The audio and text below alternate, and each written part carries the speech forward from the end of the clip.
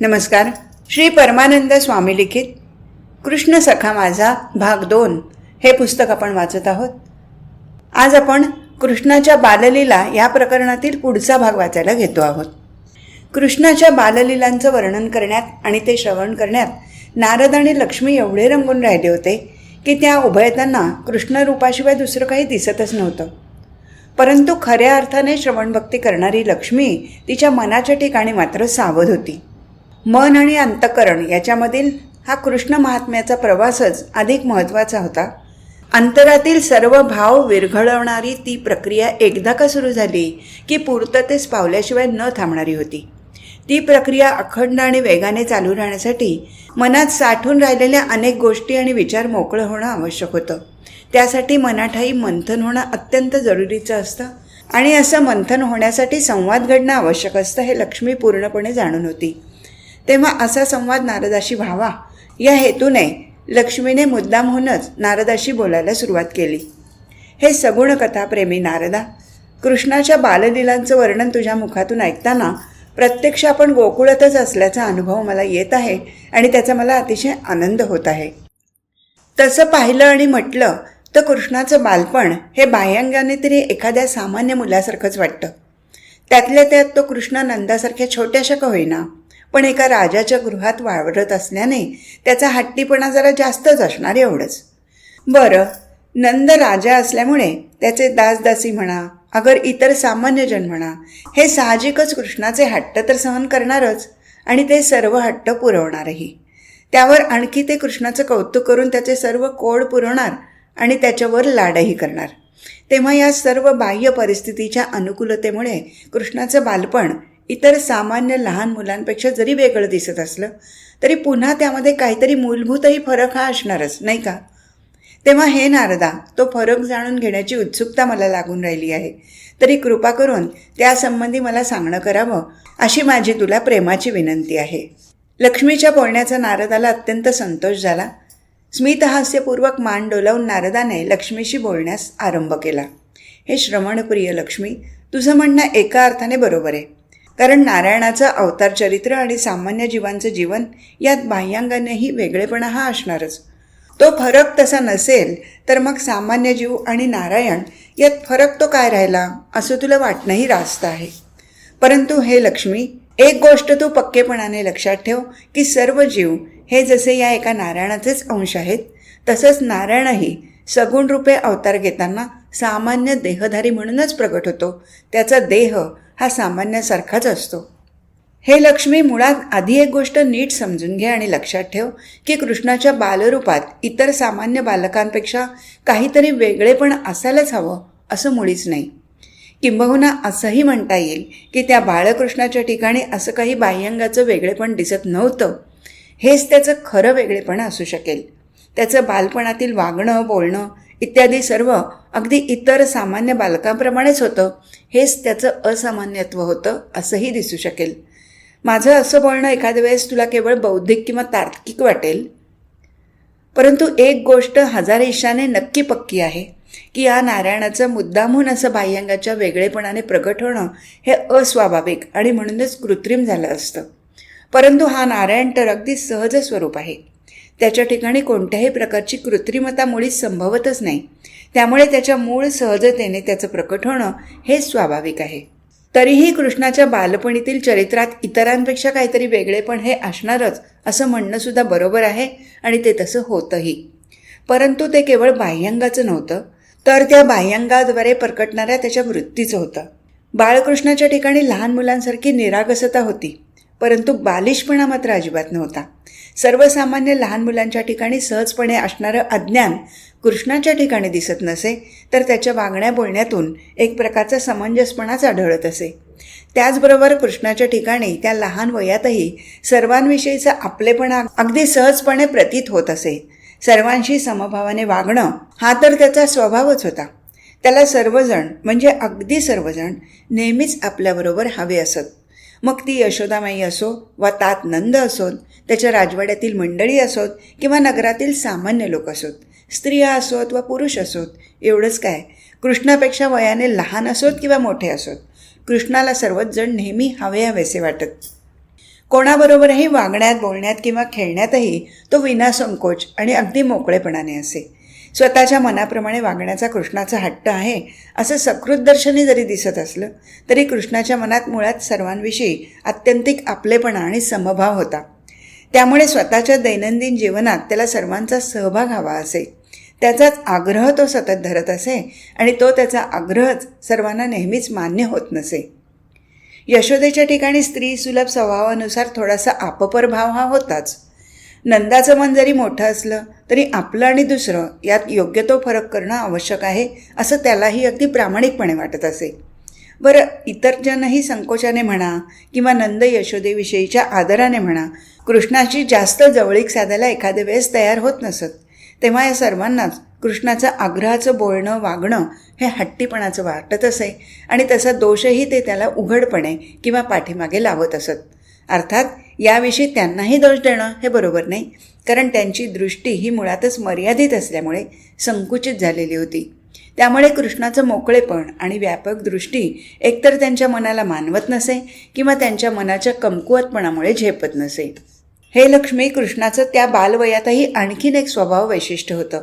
ते म्हणजे तो स्वतःही दुसऱ्याच्या जीवनात सहभागी होत असे आणि त्याचबरोबर त्यांच्या सुखदुःखाच्या भावनेशी अगदी सहज समरस होत असे. आपल्या जवळच्या आणि संबंधितांपैकी कोणालाही काही परिस्थितीची किंवा मानसिक अडचण निर्माण झाली की ती पाहून किंवा ऐकूनही कृष्ण अत्यंत अस्वस्थ होत असे. त्यांना मदत करण्याविषयी तो अगदी उतावीळ होई आणि त्याची धावपळ सुरू होई. नंदाकडे आणि यशोदेकडे कृष्ण त्या दुःखी व्यक्तींना मदत करण्याविषयी एवढा आग्रह धरत असे की त्यांनी तशी मदत करेपर्यंत त्याला मुळीच स्वस्थता नसे. कृष्णाच्या आग्रहाखातर मग नंद आणि यशोदासुद्धा संबंधिताची अडचण आणि दुःख निवारण करत आणि तेव्हाच कृष्णाच्या मनाला समाधान आणि स्वस्थता लाभत असे. आता कृष्णाच्या या अशा वृत्तीला केवळ त्याचा तो हट्टीपणा आहे असं म्हणून बाजूला करणं किंवा सोडून देणं हे योग्य नाही, तर त्यामधून त्याच्या ठिकाणी सर्वांविषयी असलेला आपलेपणा आणि कळवळा हा जर दृष्टोत्पत्तीस आला आणि तो जाणता आला तर कृष्णाच्या स्वभावात हट्टीपणा न दिसता सर्वांना मदत करण्याची आणि सुखवण्याची त्याच्या स्वभावातील जिद्दच लक्षात येते. मग तोच कृष्णाचा स्वभाव हा केवढ्या तरी कौतुकाचा विषय ठरतो. हे लक्ष्मी, एक गोष्ट तू विशेषत्वाने लक्षात घे आणि लक्षात ठेव की कृष्णाच्या या बालपणीतील वैशिष्ट्यपूर्ण स्वभावातच त्याच्या पुढील सर्व चरित्राची मुळं पक्केपणाने रोवलेली होती. तेच त्याच्या आगळ्या वेगळ्या चरित्राचं मुख्य सूत्र होतं. त्या सूत्रातूनच त्याचा पुढील सर्व जीवनपट गुंफला गेला आणि त्यात अत्यंत सुंदर, रमणीय, शोभिवंत असं जीवनचरित्र प्रगट झालं. नारदाचं बोलणं ऐकून लक्ष्मीच्या मनाला होत असलेलं समाधान तिच्या मुखावरही सहजपणे दिसून येत होतं. नारदाच्या सुरात मिळालेला लक्ष्मीचा सूर सहजपणे बोलू लागला. हे नारद महर्षे, कृष्णचरित्रातील तू उलगडून दाखवलेलं आगळं वेगळेपण खरंच अगदी यथार्थ आहे. त्याचं तू केलेलं शब्दवर्णनही अत्यंत सम्यक, समर्पक आणि मार्मिक आहे. यात मला तुझंच आगळेपण आणि वेगळेपण जाणवतं. तेच सगुण भक्तिभावाचं मुख्य आणि महत्त्वाचं सूत्र आहे.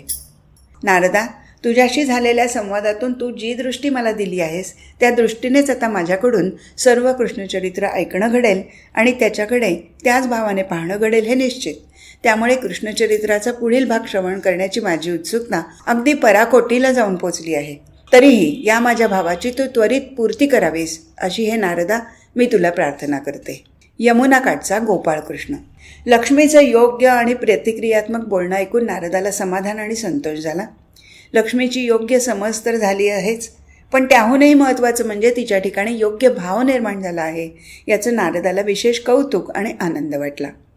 तो म्हणाला, हे नारायणप्रिय लक्ष्मी, या नारायणाच्या सर्व अवतारांमध्ये कृष्णावतार हा विशेष म्हणून समजला गेला आणि तसा तो ठरलाही. त्यातील एक महत्त्वाचं आणि प्रमुख कारण म्हणजे कृष्णाच्या अवतार चरित्रातील विशेषत्व त्याच्या अगदी लहानपणापासून, म्हणजे तसं पाहायला गेलं तर अगदी त्याच्या जन्माआधीपासून प्रगट होऊ लागलं.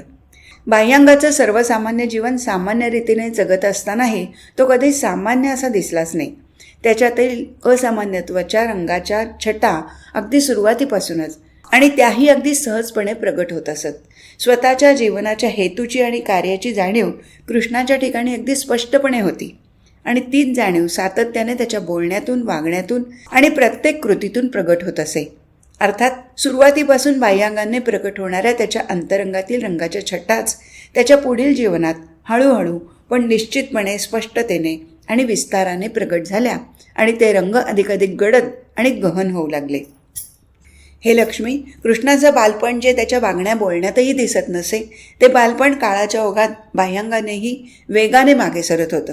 त्याचे सवंगडी जसजसे मोठे झाले तसतसे त्याचे आईवडील त्यांना हळूहळू घरकामाला लावू लागले आणि त्यामुळे त्यांचं कृष्णाच्या घरी येणं कमी कमी होऊ लागलं. परंतु कृष्णाला भेटण्यासाठी आणि त्याच्याशी खेळण्यासाठी मात्र ते अत्यंत बेचैन असत. त्यांची ती बेचैनी त्यांनी न सांगताच कृष्णाला कळली, कारण तशी बेचैनी स्वतः कृष्णालाही जाणवत होतीच. त्यावर कृष्णाने छान आणि योग्य उपाय शोधून काढला. तो स्वतःहून आपल्या सवंगड्यांच्या घरी जात असे. कामात असणाऱ्या आपल्या मुलांना त्यांचे आईवडील कृष्णाशी खेळण्याचीच काय पण भेटण्याचीही मनाई करत, कारण त्यांच्या दृष्टीने त्यांची घरकामं महत्त्वाची असत आणि त्यांना तसं वाटणं साहजिकच होतं. त्यांची ती अडचण ओळखून कृष्ण मग आपल्या सवंगड्यांना त्यांच्या घरकामालाच मदत करू लागे. त्यामुळे त्या सवंगड्यांचं कामही सुलभ आणि लवकर होत असे आणि त्यांच्या आईवडिलांचीही काहीही तक्रार शिल्लक राहत नसे.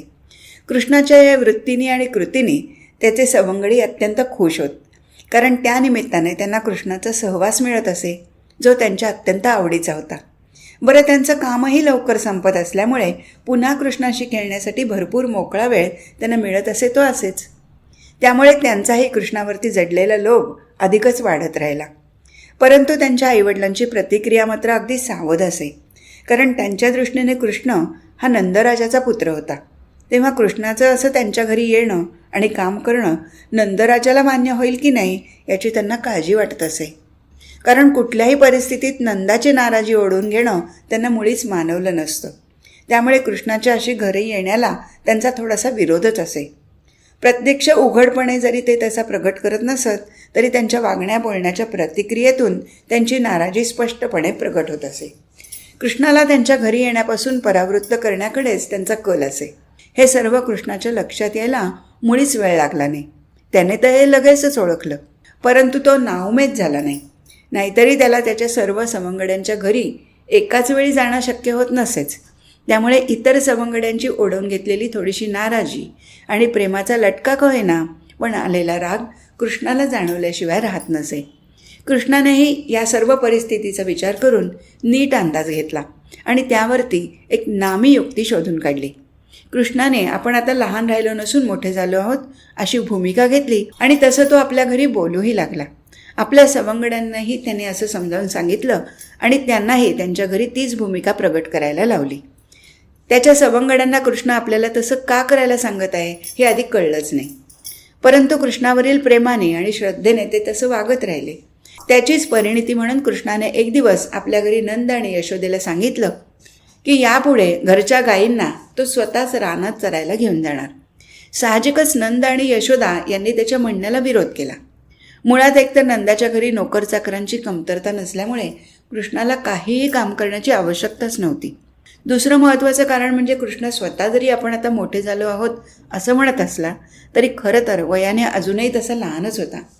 त्यामुळे त्याने गाईगुरे रानात नेऊन राखण्याची जबाबदारी स्वतःवर घेणं अयोग्यच होतं याची नंद यशोदा यांना पूर्ण खात्री होती. परंतु कृष्णाने एक प्रकारचा हट्टच धरला आणि त्याच्या बालहट्टापुढे कोणाचंच काही चालेना. त्याला यशोदेचा तर अगदी पूर्णपणे विरोधच होता.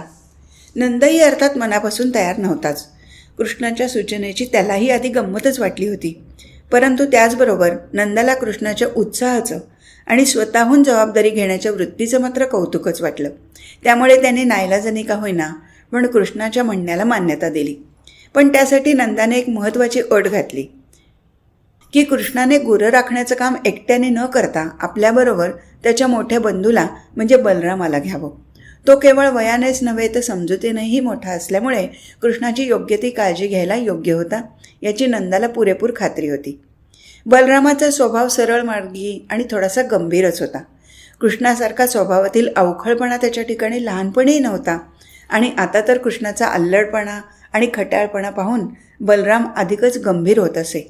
कृष्णाच्या विषयी अत्यंत प्रेम आणि आपलेपणा असल्यामुळे त्याला कृष्णाची नेहमी काळजी वाटे आणि क्वचित त्याचा रागही येई, परंतु तो शांत राहून स्वस्थ बसे. आपल्या सवंगड्यांनाही आपल्या साथीला येऊ द्यावं असा आग्रहच कृष्णाने धरला असता नंदाला नाईलाजाने संमती द्यावी लागली. मग त्यासाठी नंदाने कृष्णाच्या सवंगड्यांच्या आईवडिलांशी स्वतःहून बोलणं केलं आणि त्यांच्यासमोर आपला विचार मांडला. प्रथमतः साहजिकच काळजीपोटी सर्वांनी त्याला विरोध केला, परंतु नंदाने समजून सांगितलं की ही लहान मुलं रानात एकटी जाणार नाहीत, तर त्यांच्याबरोबर स्वतः बलराम आणि काही वयाने मोठी माणसंही असणार आहेत. त्यांच्या मार्गदर्शनानुसार सर्व लहान मुलांचं वागणं घडेल आणि त्यांना हळूहळू सर्व शिकता येईल. नंदाच्या या सांगण्याचा अपेक्षित परिणाम सर्वांवर झाला. त्यांचा विरोध मावळला आणि त्यांनी सावधपणे का होईना पण आपली संमती दिली. आपल्या योजनेप्रमाणे सर्व घडत असल्याचा कृष्णाला अतिशय आनंद झाला, कारण गायीगुरांना चरण्याच्या निमित्ताने रानात घेऊन जाताना तो आणि त्याचे सर्व सवंगडी पुन्हा एकत्र येणार होते, एकत्र खेळणार होते, एकत्र जेवणार होते आणि बराच काळ एकमेकांच्या सहवासात एकत्र राहणार होते. हेच तर कृष्णाला हवं होतं. हाच तर त्याचा त्या योजनेमागील अंतस्थ हेतू होता आणि तो हेतू साध्य होत आहे याचा कृष्णाला तर अतिशय आनंद झालाच. पण त्याच्या सवंगड्यांच्याही लक्षात जेव्हा तो हेतू आला तेव्हा तर त्यांना अत्यंत हर्षच झाला. त्या सर्वांनी टाळ्या पिटून उड्या मारीत आपला आनंद व्यक्त केला. त्या आनंदाच्या भरात त्यांनी कृष्णाला तर उचलून आपल्या खांद्यावरच घेतलं आणि त्याच्या सभोवती फेर धरून नाचू लागले. त्यांच्या आवडत्या कृष्णाचा त्यांना अधिक सहवास मिळणार होता आणि त्या सहवासातील प्रेमसुख अनेक अंगाने अनुभवण्याची त्यांना पर्वणीच लाभली होती. मुळात म्हणजे कृष्णाला त्याचे सवंगडी अत्यंत प्रिय होते आणि त्यांच्या सुखासाठी तो काहीही करायला तत्पर होता. एकदा कृष्णाने ज्यांना आपलं समजलं आणि म्हटलं, त्यांच्या आपलेपणापोटीच कृष्णाकडून हे सर्व घडत होतं. आपल्यांचा आपलेपणा राखणं आणि तो हर प्रयत्नाने अनुभवणं आणि त्यांनाही तो अनुभवला आणून देणं हाच कृष्णाचा स्वभाव धर्म होता आणि त्याच्या सवंगड्याचं तेच परमभाग्य होतं. खरं ना लक्ष्मी? बोलण्याच्या ओघात नारदाकडून नकळत पण उत्स्फूर्तपणे लक्ष्मीला विचारणं घडलं खरं, परंतु या प्रश्नातच त्यातील उत्तर एवढ्या सहजपणे प्रगट होत होतं की ते उत्तर उघडपणे देण्याची आवश्यकता ना लक्ष्मीला वाटली ना त्याच्या प्रश्नाचं वेगळेपणाने उत्तर ऐकण्याची जरुरी नारदाला भासली. हे भाग्यवती लक्ष्मी, खरं तर हे सौभाग्य आपलंही आहे, माझं आहे, तुझं आहे, या शेषाचं आहे आणि या नारायणाच्या सहवासात येणाऱ्या आणि राहणाऱ्या सर्वांचंच आहे. परंतु एखाद्या वेळेस नित्याच्या सहवासाने आणि सरावाने नारायणाच्या महात्म्याचं एकतर विस्मरण होतं किंवा त्याचं महात्म्य आपल्याला पूर्णपणे जाणवत नाही. यासाठीच नारायणाच्या सगुण चरित्रकथांचं गायन, श्रवण आणि स्मरण नित्य आपल्याकडून घडायला हवं, कारण या कथाप्रसंगातच नारायणाचं संपूर्ण आणि यथार्थ महात्म्य लपलेलं असतं. या नारायणाची भक्ती हा केवळ मनाने कल्पना करण्याचा किंवा बुद्धीच्या तर्काने बोलण्याचा विषय नाही, तर ती भक्तिभावाने आणि कृतीने प्रत्यक्ष अनुभवण्याचीच आहे. त्यासाठी त्याच्या सगुण चरित्राचं गायनच त्याच्यावरील अत्यंतिक प्रेमानं आणि त्याच्या महात्म्याचा पूर्णपणे निश्चय करून घडायला हवं आणि त्याच भावाने त्या गायनाचं श्रवणही करायला हवं. तेव्हा मुख्य म्हणजे कृष्णाने आपल्या सवंगड्यांसह गायीगुरांना चरण्यासाठी नेण्याच्या निमित्ताने घराबाहेर नव्हे तर गोकुळाच्याही बाहेर पडायला सुरुवात केली. अर्थात त्याच्याबरोबर त्याचा मोठा बंधू बलराम हा जरी त्याची काळजी घेण्यासाठी होता तरी सर्व योजना कृष्णच ठरवत असे आणि कृष्णाच्या सांगण्याप्रमाणेच सर्व काही घडत असे. कृष्ण हा बलरामाशी बोलून त्याच्याशी विचारविनिमय करत असे. बलरामही आपलेपणाने त्यात काही सूचना आणि बदल सुचवत असे. कृष्णही बलरामाचं सर्व सांगणं शांतपणे ऐकून घेत असे आणि त्याच्या योग्य सूचनांचा स्वीकारही करत असे. परंतु अंतिम ठरवणं हे कृष्णाचंच असे, कारण ते सर्वांनाच मान्य होत असे. बलरामाविषयी वयाने मोठा म्हणून सर्वांनाच आदर असे, परंतु कृष्ण त्यांचा अत्यंत आवडता होता. त्यामुळे कृष्णाला आवडेल असंच करावं असा प्रयत्न सर्वांचाच असे. बलरामाच्याही हे सर्व लक्षात येत असेच, परंतु त्याचा त्याला राग येत नसे, कारण तो वयाने मोठा असून समजूतदारही होता. शिवाय आपल्याहून लहान असलेल्या कृष्णाविषयी त्याच्या ठिकाणी अत्यंत आपलेपणा होता. या लहान वयातही कृष्णाला असलेली योग्य समज आणि सर्वांच्या मनाला जाणून घेण्याची कृष्णाची वृत्ती बलरामाला ठाऊक होती. त्या गोष्टीचं त्याला विशेष कौतुकही होतं. त्यामुळे बलरामाही कृष्णाने ठरवलेल्या गोष्टीत मोकळेपणाने आणि पूर्णपणे सहभागी होई आणि त्याचा आनंद घेई. सुरुवातीला नंदाने कृष्णाच्या आणि सर्वांच्या सहाय्यासाठी ज्या मोठ्या आणि जाणकार मंडळींना त्यांच्याबरोबर पाठवलं होतं त्यांच्याही ठिकाणी कृष्णाने आपल्याविषयी आणि आपल्या सवंगड्यांविषयी विश्वास निर्माण केला. त्यांची खात्री पटवली की कृष्ण आणि त्याचे सवंगडी हे सर्व मिळून गायीगुरांची योग्य राखण करतील. एवढंच नव्हे तर त्यांची आणि स्वतःचीही योग्य ती काळजी घेतील आणि सुरक्षितपणे जाऊन सुखरूपपणे घरी परत येतील. त्यामुळे पुढे पुढे मग त्या वयाने प्रौढ असलेल्या व्यक्तींनी गुरे राखण्याच्या कामातून हळूहळू आपलं अंग काढून घेतलं आणि सर्व भार कृष्ण, बलराम आणि त्याच्या सवंगड्यांवर सोपवला. त्या सर्वांनी तो अगदी आनंदाने स्वीकारला, कारण त्यांच्यासाठी तो भार तर नव्हताच, तर ती एक पर्वणीच होती. त्यांना अगदी मोकळेपणाने वावरता येणार होतं, मनसोक्त खेळता येणार होतं आणि मनमुराद बागडता येणार होतं. ते आणि त्यांचा अत्यंत आवडता असलेला कृष्ण आणि त्याचे अत्यंत आवडते असलेले ते, बस. या पलीकडे त्यांना काही ठाऊक नव्हतं आणि काही माहिती करून घेण्याची आवश्यकताही त्यांना वाटत नव्हती. कृष्ण त्यांच्या प्रेमाचा आहे आणि ते कृष्णाच्या प्रेमाचे आहेत, या भावातच त्यांचं सर्व सुख होतं. आणि कृष्ण त्यांच्यासाठी आहे आणि ते कृष्णासाठी आहेत, या अनुभवातच जणू त्यांचा खरा सारा आनंद होता. त्यांच्या या कृष्णावरील निरागस प्रेमाची कृष्णालाही जाणीव होती. त्याचा कृष्णालाही अत्यंत आनंद होत असेच, परंतु त्याचबरोबर त्याच्या ठिकाणी आपल्या सर्व सवंगड्याविषयीच्या एक प्रकारच्या जबाबदारीचीही जाणीव असे. त्या सर्वांविषयी आणि त्यांच्या जीवनाविषयी कृष्णाच्या ठिकाणी अत्यंत काळजी असे. या सर्वांच्या स्वास्थ्याचा आणि हिताचाच विचार त्यामुळेच कृष्णाच्या मनात सुप्तपणे पण सदैव असे.